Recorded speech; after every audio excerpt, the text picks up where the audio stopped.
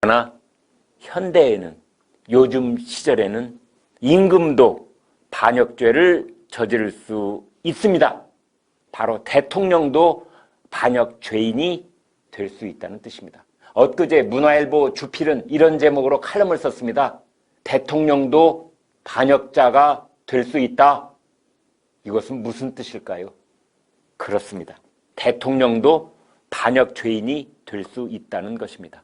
법치를 파괴하거나 안보를 포기하거나 매국, 즉 나라를 팔아먹는 행위를 한다면 그것은 대통령의 반역이라는 것입니다. 멀리 갈 것도 없습니다. 앞서 말씀드린 칼럼에서 열거한 가장 최근 사례만 말씀드리겠습니다. 김학의 전 법무차관의 출국을 막으려고 법무부와 검찰의 친정권 인사들이 공문서를 위조했습니다. 그게 드러나자 그 사실을 뭉개려고 했습니다. 그런 불법 행위에 연루된 사람들에게 오히려 핵심 보직을 맡겼습니다. 정권 차원에서의 공문서 위조, 사실 은폐, 불법 혐의자들의 영전 보직, 이것을 뭐라고 불러야 할까요? 그렇습니다. 바로 법치 파괴입니다. 그것이 바로 칼럼에서 지적하듯이 정권에 의한 법치 파괴의 올시다. 정권에 의한 법치 파괴란 다른 말로 바꾸면 대통령 자신에 의한 반역이란 뜻입니다. 지난주 북한 김정은이 전술 핵무기 개발을 공식 발표했습니다. 서방 쪽 군사 전문가들이 추측으로 내놓은 기사가 아닙니다. 김정은 본인 입으로 말했고 평양의 관영 매체가 공식 보도한 내용입니다. 그렇다면 응당 대한민국 대통령은 대통령이라면 강력히 경고하고 확고한 대응책을 마련해야 합니다. 그런데 문재인 대통령은 이렇게 말했습니다. 언제든 어디서든 만나고 비대면의 방식으로도 대화할 수 있다. 대전환을 이룰 수 있다. 그러자 통일부는 4월까지 비대면 회의실 구축에 나섰습니다. 같은 날 북한 김여정한테는 특등 머저리 이런 조롱을 들었습니다.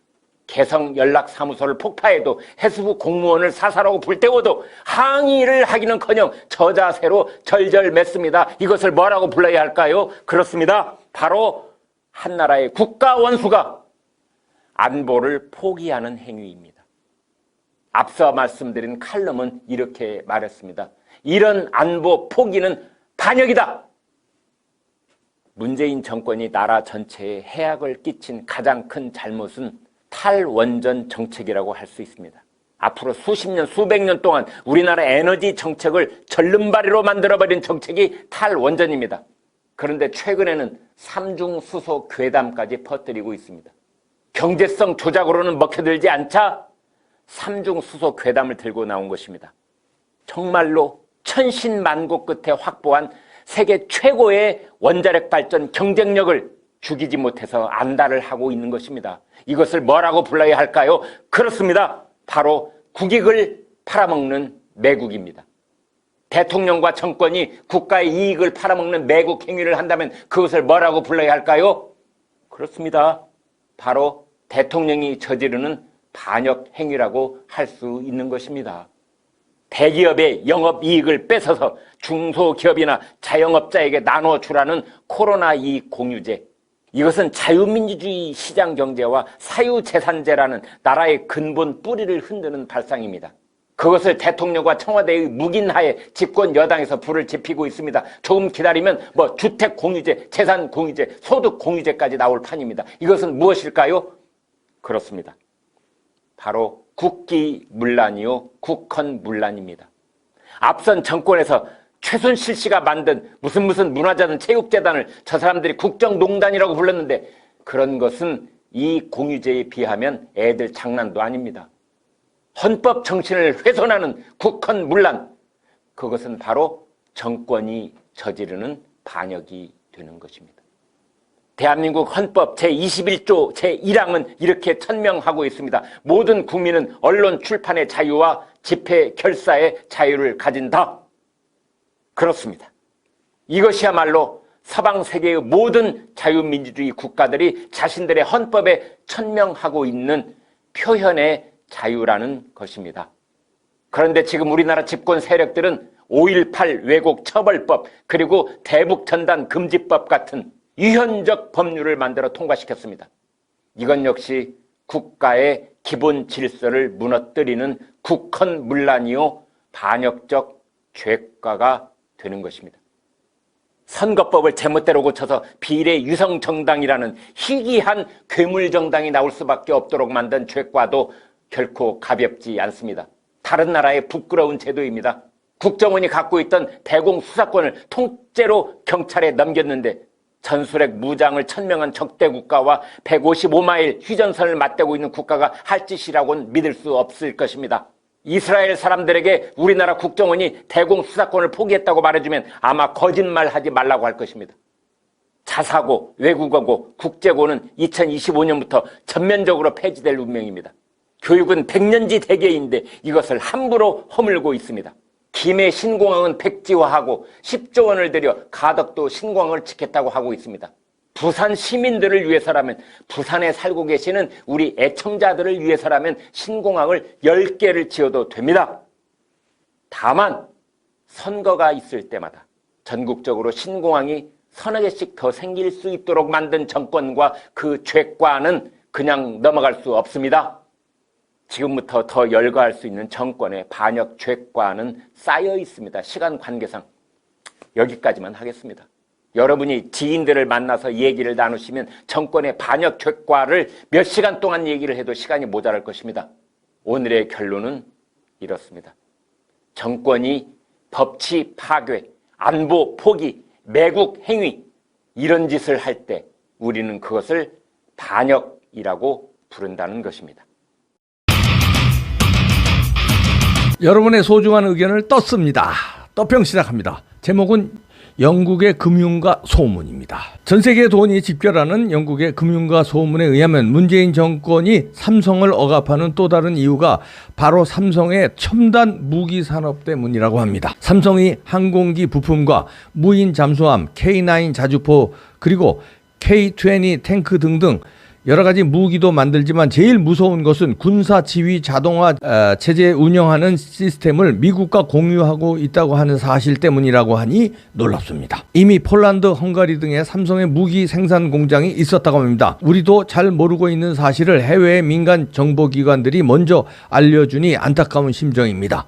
참고로 삼성의 무기 생산이 이렇게 진행되고 있습니다. 삼성 SDS 지휘 자동화 체제, 육군 탄약 정보 체제, 국방 의료 정보 체제, 삼성 탈레스 지대공 유도 무기 체제, 전술 통신 체제, 삼성 태쿤, K9 자주포, 상륙 돌격 장갑차, K16 전투기 엔진, 헬기 엔진 해외 생산. 최근에 삼성에서 개발한 넥슬리저 시스템은 4차 산업혁명의 핵심 기술로 부각되는 블록체인 기술로 금융뿐 아니라 타 산업 영역에도 범용적으로 사용할 수 있는 절대 해킹이 불가능한 블록체인 플랫폼으로 해킹을 전문으로 하는 북한으로서는 삼성이 눈에 가시 같은 존재일 것 같습니다. 이 정보를 듣는 순간 왜 그렇게 문재인 정권이 삼성을 꽁꽁 묶어두려 했는지 궁금증이 한순간 확 달아났습니다. 문 정권은 언론 장악을 통한 여론전에 성공하고 있기 때문일 것이다. 어리석은 국민들은 퍼주기식 포퓰리즘 정책에 속아서 진실을 보지 못하고 있다. 또한 임종석 대통령 비서실장을 포함한 주사파 12명이 청와대를 접수한 상태에서 국정을 완전히 장악하고 있다.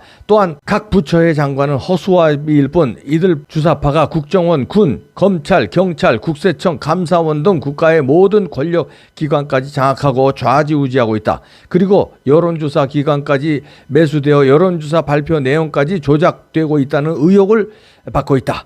보수 정당의 소극적인 대처 방법으로는 넘어진 이 나라를 다시 바로 세우기는 이미 시기를 놓쳤다. 이런 상황에서 누가 앞장서서 문 대통령을 탄핵시킬 수 있을까? 또는 강제로 끌어내릴 수 있을까? 6개월 구속 만기가 된 박근혜 전 대통령을 또다시 구속 연장시키는 것조차 막지 못하는 보수 우파들이 문 대통령을 탄핵시킬 수 있을까? 이제 누가 위기에 이 나라를 구할 수 있을까? 1909년 10월 26일 중국 하얼빈에서 일본 총독 이토 히로부미를 저격했던 안중근 의사와 같은 의로운 분이 나타난다 해도 지금은 어려울 것 같다. 이 나라를 구할 수 있는 남은 길은 이런 글을 읽고 읽는 귀하, 바로 당신에게 달려 있습니다. 이 글은 100만 명에게 SNS를 통하여 전파되고 있습니다. 각자가 빠짐없이 주변에 10명, 20명, 30명에게만 전송되면 진실이 젊은 유권자뿐만 아니라 모든 국민들에게 알려줄 수 있습니다. 여러분이 진실을 전달하는 새로운 언론 매체가 되어 주십시오. 기존의 부패한 언론을 능가하는 새로운 SNS 매체가 탄생될 수 있습니다.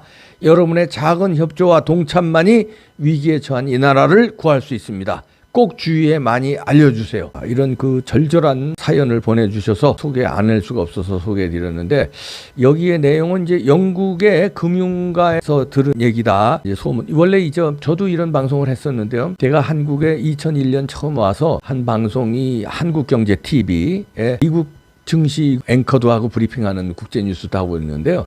그 중에서 하나가 미국 월가에 떠도는 루머를 취합해서 방송하는 거였어요. 그 코너를 제가 했었는데, 오래전 얘기죠. 2001년 겨울이네. 근데 이분은 아마 영국의 금융가, 영국이 또 금융가가 유럽에서는 제일 말하자면 강하거든요. 거기에서 이 증권가의 소문을 들은 얘기인데, 된 부분도 있고요. 이분이 주장하는 거. 저는 미처 확인 안 된 부분도 있습니다. 그러나 상당 부분 일리가 있다고 해서 생각해서 여러분한테 소개해드리는데, 특히 이 삼성 계열사의 방위 산업체에서 이런 각종 무기 체제라든가 무기 정보 시스템 만드는 거, 요거가 상당한 위치에 와 있다는 거죠. 그 기술면이라든가 정보력 면에서 이런 게 객관적으로 볼 때 북한으로서는 껄끄러운 거죠, 이게. 그래서 중국과 북한과 여기 주사파 동맹으로 이으려고 하는 세력에서는 아무개도 껄끄러울 수 있다. 이런 이분 주장에 저는 동감합니다.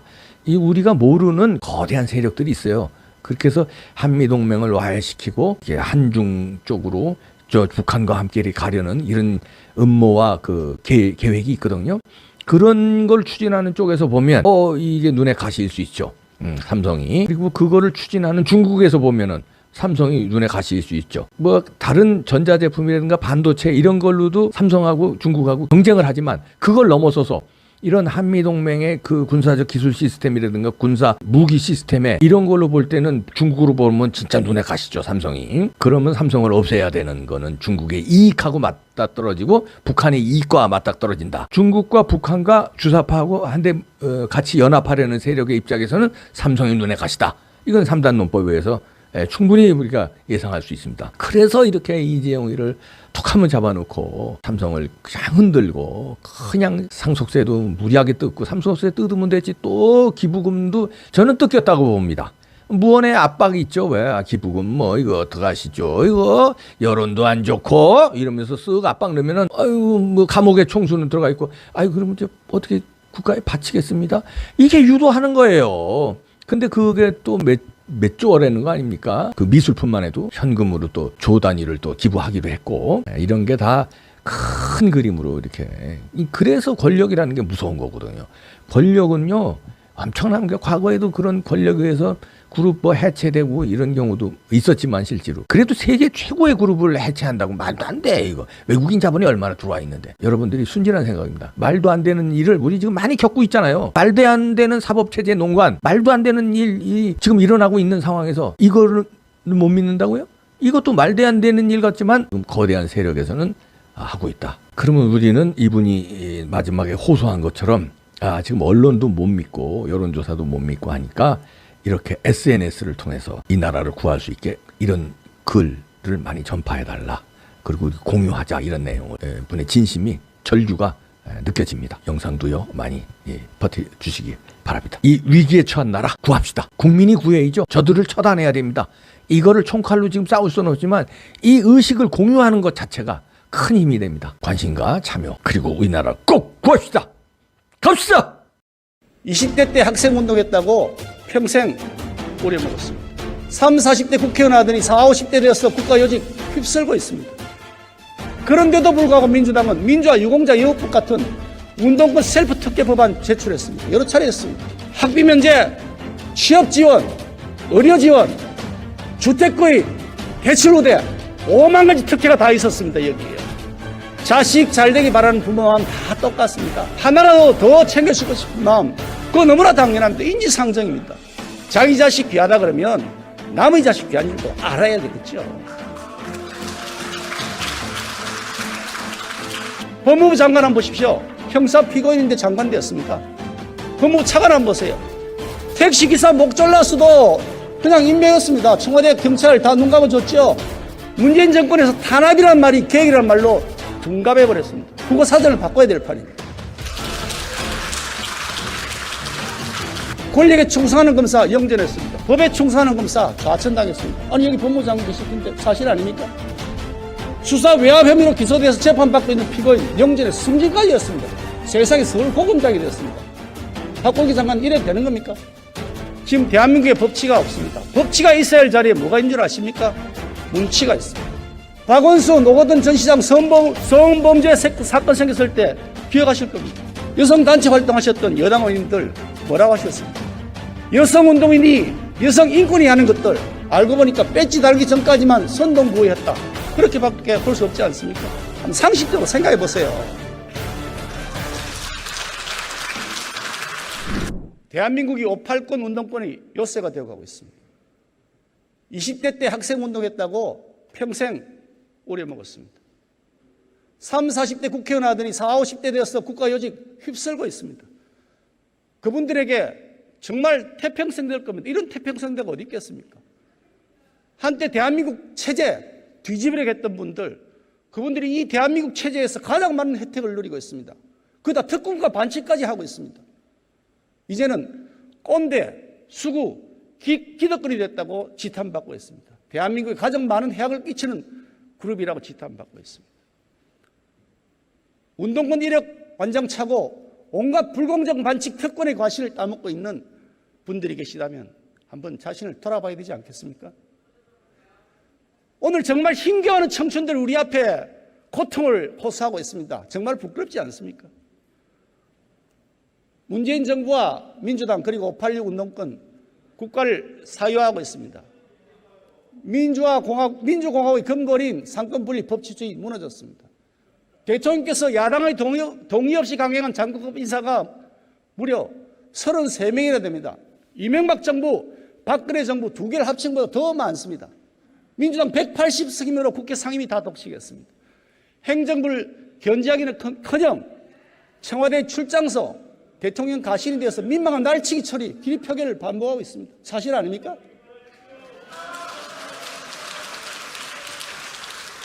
사법부 주요 핵심 인사 한번 보십시오. 대법원장부터 비롯해서 민변 누리법 연구에 친정권 인물이 독식하고 있습니다. 독식이요. 당대표 출신이 국무총리하고 법무장관합니다. 국무총리 마치면 다시 당대표로 돌아옵니다. 아니 이렇게 해가지고 어떻게 상호 견제와 균형이 이루어지겠습니까? 한번 상식적으로 생각해 보세요. 법치주의 이미 붕괴됐습니다. 대법원 판결까지 다 마쳤던 한명수 전 총리 사건 재심하겠답니다. 원전 경제성 조작 밝혀냈던 최재형 감사원장 보복 수사하겠답니다. 법무부 장관 한번 보십시오. 형사 피고인인데 장관 되었습니다. 법무부 차관 한번 보세요. 택시기사 목 잘랐어도 그냥 임명했습니다. 청와대 경찰 다 눈 감아줬죠.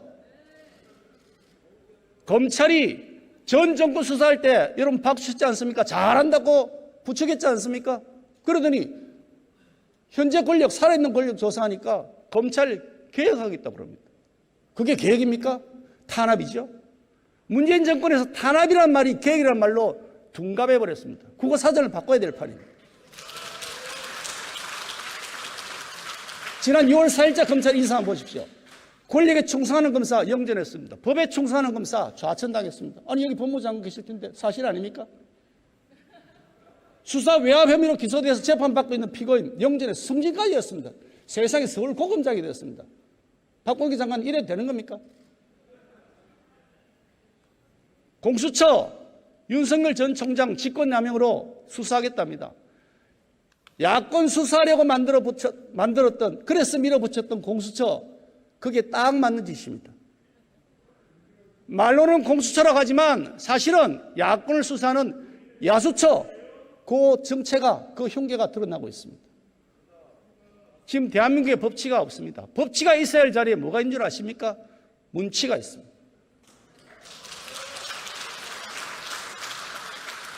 권력에 빌붙은 어용 시민단체 시민사회를 오염시켰습니다. 태양광 패널이 전국의 살림을 뒤덮고 있습니다. 환경단체 지금 도대체 어디서 뭐하고 있습니까? 박원순, 노거든 전 시장 성범죄 사건 생겼을 때 기억하실 겁니다. 여성단체 활동하셨던 여당 의원님들 뭐라고 하셨습니까? 피해 호소인이라는 신조어로 피해자에게 2중, 3중의 고통을 가했지 않습니까? 아니, 성범죄마저도 진영 논리로 대처해서 되겠습니까? 여성운동인이 여성인권이 하는 것들 알고 보니까 배지 달기 전까지만 선동부였다. 그렇게밖에 볼 수 없지 않습니까?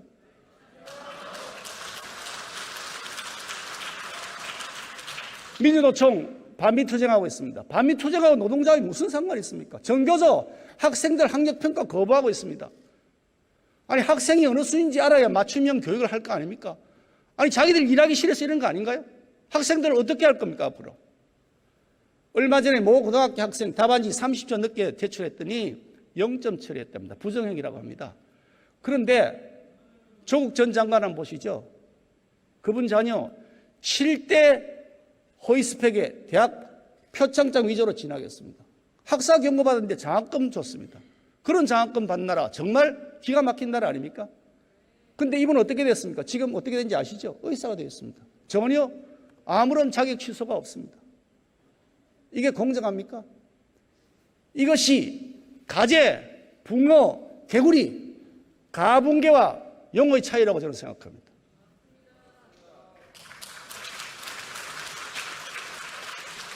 이미 여러 대학에 민주화 전형이 있습니다. 그런데도 불구하고 민주당은 민주화 유공자 예우법 같은 운동권 셀프 특혜 법안 제출했습니다. 여러 차례 했습니다. 법안 내용 보실까요? 학비 면제, 취업 지원, 의료 지원, 주택 구입, 대출 우대, 5만 가지 특혜가 다 있었습니다. 여기에요.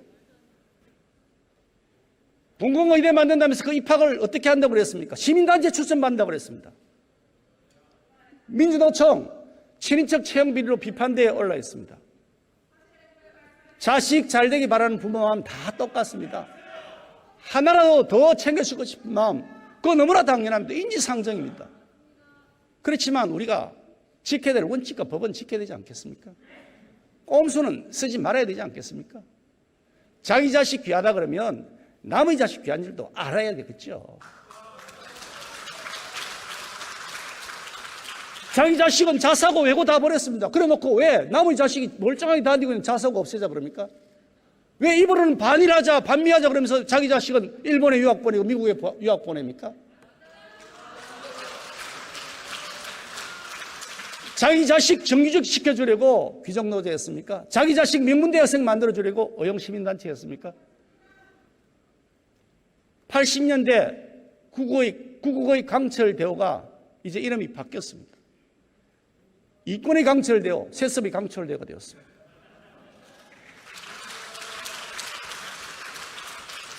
존경하는 국민 여러분,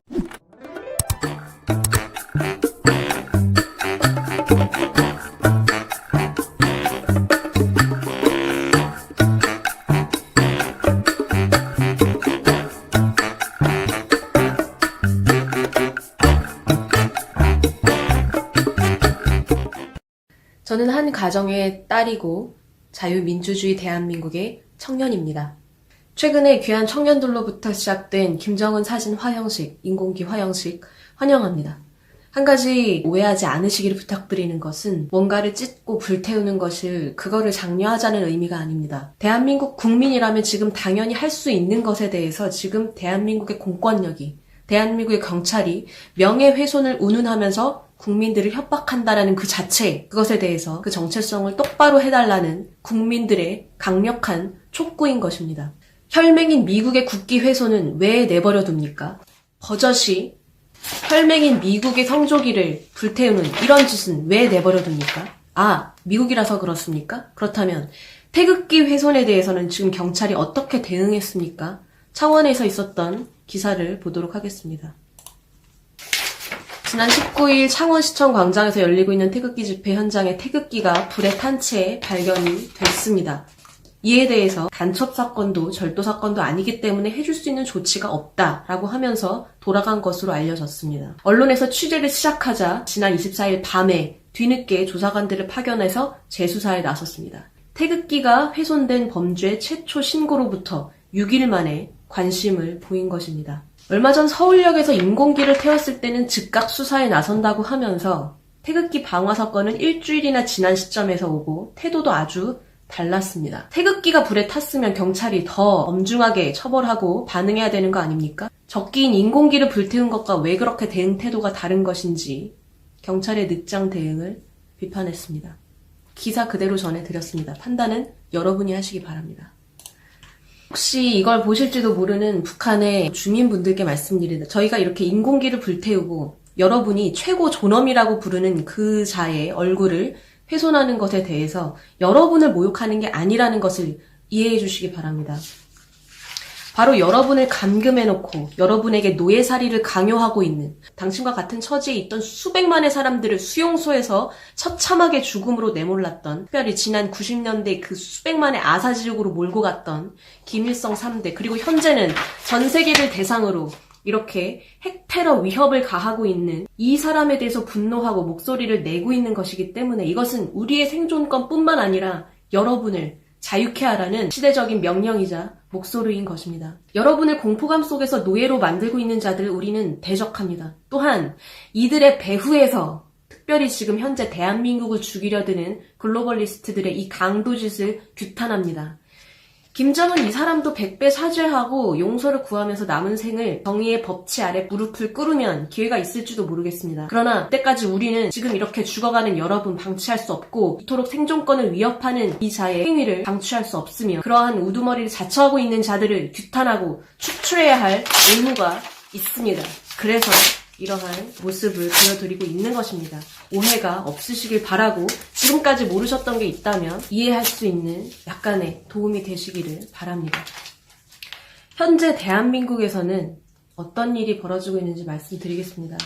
바로 이 사람이 대한민국의 법치를 박살내며 청와대를 점거했습니다. 자, 사람이 먼저다. 너무나 듣기 좋은 이야기입니다. 그리고 이 사람이 하고 있는 모든 미디어와 모든 것을 활용한 방법들은 정말 듣기 좋고 보기 좋습니다. 그러나 그것이 얼마나 실체와 다른 것인지를 아는 만큼만 똑바른 목소리를 낼 수 있는 지금 이 시점이 되어 있습니다. 자, 대한민국에서 이 사람이 청와대를 법치를 박살내면서 점거했다고 말씀드렸습니다. 왜 그렇습니까? 김정은의 지시와 시진핑, 오바마를 비롯한 글로벌리스트의 배후 조종에 의해서 대한민국의 대통령이 온갖 언론의 거짓 선동과 촛불 선동으로 합법을 가장한 최악의 정치 폭력을 당했기 때문입니다. 대한민국의 대통령 얼굴로 공차게 하는 거 왜 내버려뒀습니까? 단두대는 뭡니까? 그거 예술의 자유입니까? 국가를 향해서 도끼질 하는 자들을 향해서 왜 국가 예산이 지원해야 됩니까? 그들을 향해서 당연한 조치를 했던 것에 대해서 블랙리스트다, 자유 탄압이다, 이렇게 말씀하시는 분들 똑바로 보십시오. 당신이 말하는 그 자유, 그걸로 바로 당신들 목이 조이게 될 겁니다. 아직 그 이유를 모르겠다면 섣불리 떠들지 마십시오. 얄팍한 정의감에 자아도취돼서 적들의 도구로 쓰임받지 말란 소리입니다. 지난 촛불 집회 때 그게 선동된 게 아니라고요? 난데없이 등장한 이 횃불 뭡니까? 또 국민들의 분노를 이쪽으로 몰고 간 자들 뭡니까? 아직 세월호에 사람이 있다. 자, 전 국민에게 고통과 엄청난 충격을 줬던 이 사건을 이런 식으로 몰고 간 자들 누굽니까? 그리고 지금은 이 사건 자체가 사고가 아니라 계획된 학살이었다라는 거 드러나고 있습니다. 원전 폐쇄 얘기가 이때 왜 나옵니까? 바로 지금 청와대를 불법 점거한 도둑들이 하고 있는 짓이 바로 이때부터 국민들에게 세뇌된 거 아닙니까? 들고 계신 이분, 이 피켓 스스로 만들어서 들고 나오셨습니까? 누가 다 이렇게 정교하게 준비해 놨습니까? 끝났다 박근혜. 자, 이런 거 누가 다 이렇게 세세하게 친절하게 다 만들어 놓으셨고 언론을 보시고 뛰쳐나오시는 국민들 손에 그렇게 다 들려드렸습니까? 자세히 보니까 전국 무슨 노동조합이네요. 자, 이래도 선동이 아니었습니까? 아니었습니까? 난 선동된 게 아니다. 이런 소리 하시기 전에 똑바로 보시고 외칠 걸 외치시기 바랍니다. 3.10 위헌 파면이었고 그 연장선이었을 뿐인 5.9 위헌 대선 자체가 또 쓰레기통이었습니다. 이미 다 짜여진 적들의 고도에 합법을 가장한 놀이판이었다는 뜻입니다. 자, 이것을 깨닫는 만큼만 지금 정확하게 가격할 수 있다는 것을 다시 한번 말씀드립니다. 깨어나고 있는 국민들, 작금의 현실을 직시하시고 목소리 내십시오. 도둑을 왜 도둑이라고 말 못합니까? 강도를 왜 강도라고 말 못합니까? 강도는 즉시 축출할 대상이지 상의하고 어쩌고 할 그런 여유가 없습니다. 지금 저들의 도끼질은 브레이크가 없습니다. 자, 한 가지 더. 평창올림픽. 자, 한반도기. 애국가 대신 아리랑 저도 무척 사랑하는 곡인데, 자, 지금 평창올림픽이 어떤 식으로 저 주체사상의 선동의 도구로 사용되고 있는지 정확히 보시기 바라고요. 자, 이거는 예전에 있었던 어떤 행사의 사진입니다. 나란히 개양되는 태극기와 인공기. 자, 이거 자체를 보시면서 문제를 느끼셔야 합니다. 한반도에는 두 나라가 존재하지 않습니다. 대한민국의 헌법을 정확하게 다시 보시기 바랍니다. 지금 그 헌법을 뜯어 고치려는 자들의 도끼질은 브레이크가 없다고 방금 말씀드렸습니다. 자, 평창올림픽. 뭔가 너무나 아름답고 참 포토샵도 잘해요. 한반도기 참 아름답죠? 네, 평창올림픽 평화를 상징한다. 평화 통일입니까 이게? 이게 더 이상 아름다운 평화 통일이 아니라는 거, 화합을 말하는 게 아니라는 것을 깨닫는 만큼밖에는 지금 이 싸움을 현재 싸울 수 없다는 걸 다시 한번 말씀드립니다. 더 이상 가짜 평화의 마스코트는 그만 되시기 바랍니다. 마지막으로 말씀드리겠습니다. 이 정도는 돼야 한반도기라고 할 수 있는 겁니다, 여러분. 대한민국은 자유민주주의 국가입니다. 그리고 반드시 저 북한의 주체사상 정권을 무너뜨리고 저 북한 동포들을 자유케 해야 하는 그 의무와 그 사명이 우리의 생존권과도 직결되어 있다는 그 사실을 국민들 각자가 지금 깨달아야만 합니다. 다시 한번 말씀드립니다. 대한민국은 자유민주주의 국가입니다.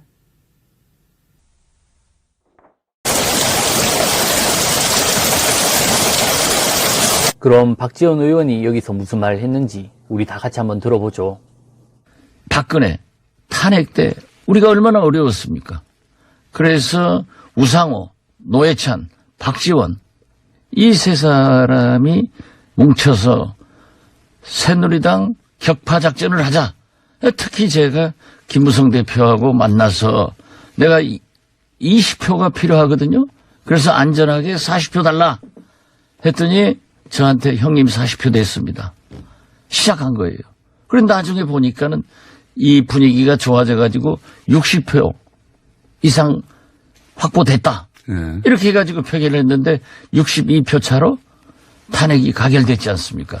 그래서 이번에 이건 똑같은 어떤 의미에서 보면 사법적 판결과 역사적 판결이 난 거기 때문에 이번에 더 좋은 기회고 양심적인 한국당 의원들을 설득, 포섭해서 15명인가 국회 대청소를 해버리면 돼요.